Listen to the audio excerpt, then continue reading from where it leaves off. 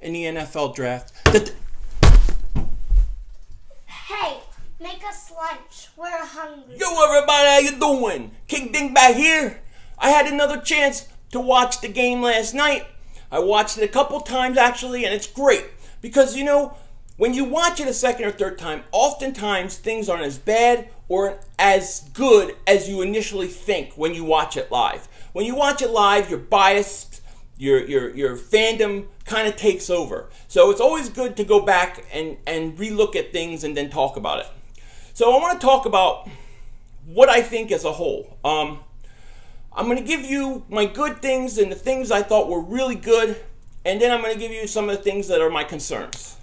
Now, nothing is panic. There's no panic. There's no, what are we going to do? There's none of that, okay? But there's some things that we got to keep an eye on. So let's start with the good things. The first thing, Ronald Darby goes out, he gets traded to the Eagles, comes in, and then he gets an interception for his team. He flashes his speed, should have had a pick six, but he didn't. But he did get an interception, he did look good, and to me, he's made me feel like the Eagles secondary is not going to cost them games, that we're going to be all right, and in a few years, that defensive secondary is going to be the strength of the team, especially when you bring back Sidney Jones. So Darby, to come in, to do what he did, kind of a pressure situation when people are looking at him specifically, perfect start. I couldn't ask for anything more. Then we have Michael Kendricks. Michael Kendricks is playing lights out. Maybe he wants his trade value to go up. Maybe the Eagles said, get your trade value up and we'll ship you out if we can get whatchamacallit. Maybe that's what he's doing. I don't know. But he's playing great, and I like it. And to me, he's playing too good. You may not be able to get rid of him. But nonetheless, he's playing really good. The whole front seven, yesterday was dominant.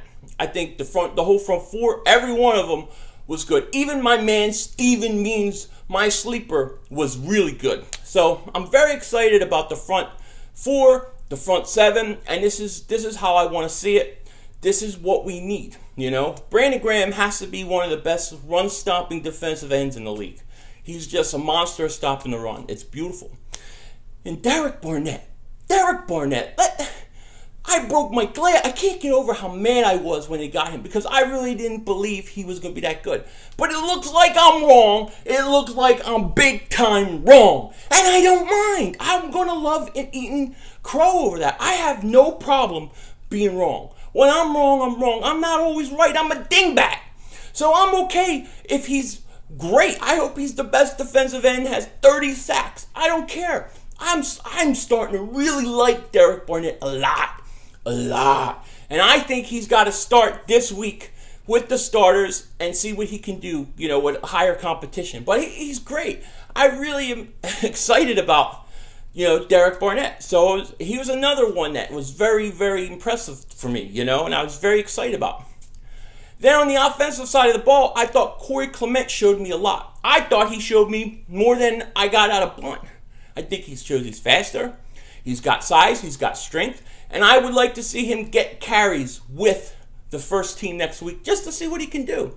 You got to give these guys a chance to win the job by putting them in situations where they can earn something, where they can show you something. Playing with backups the whole time isn't going to do that. So I was very excited and happy with Clement. And those are my guys. I know there are some guys here or there that I may be forgetting or not talking about, but these are the guys that stuck out the most to me, definitely. Now, some of the concerns that I have for this team, my biggest concern for the team going into the season right now is that the Eagles are going to use LeGarrette Blount wrong. That they're going to try to run him around the tackles, around the edge. They're going to try to do these kind of things that he's not really built to do in the NFL. That he says he can do, and they may think he can do, but I don't believe he can. And I believe it will make this offense stagnant. Also, as I said before, I think Jason Kelce gets manhandled. He gets pushed around too much like he did yesterday again.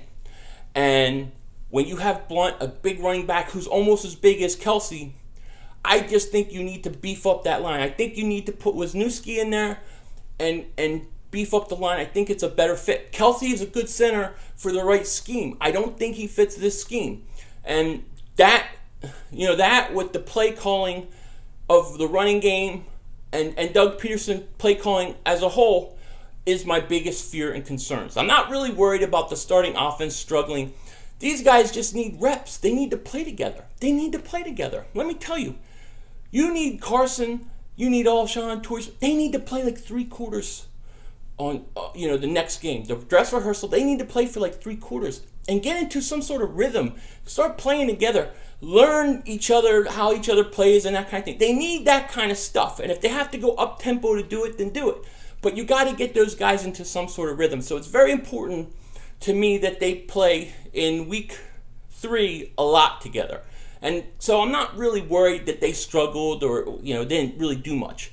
To me, the biggest concern, the fear we should have now that we've taken the cornerback position and upgraded it, is the unknown of the coach and the play calling. And to me, once we know how he is and once he adjusts and shows he can go vertical and spread the field and take advantage of his players' strengths, then we're good to go. But that's my main thing going on. So all in all, there were some good things, there were some bad things, but it's preseason, we're learning from it, and it's about how they react the next game that's important. So these are my thoughts on the game. I look forward to focusing on week 3 now and the dress rehearsal, the best preseason game of the year. And we'll talk again soon. We'll do a live stream soon and that kind of thing. In the meantime, take care. Talk to you later. And don't be a dingbat. Oh yeah, wait. I'm sorry. I'm a dingbat, right? I'm a dingbat. I forgot to say this. The one thing I wanted to say, do not play Mike McStink, Matt McStink, whatever the hell his stinky McStink name is anymore. You can't judge any of the other receivers when this guy's throwing the ball. He stinks. And I don't think I want to see him anymore. I don't need to see any more of him.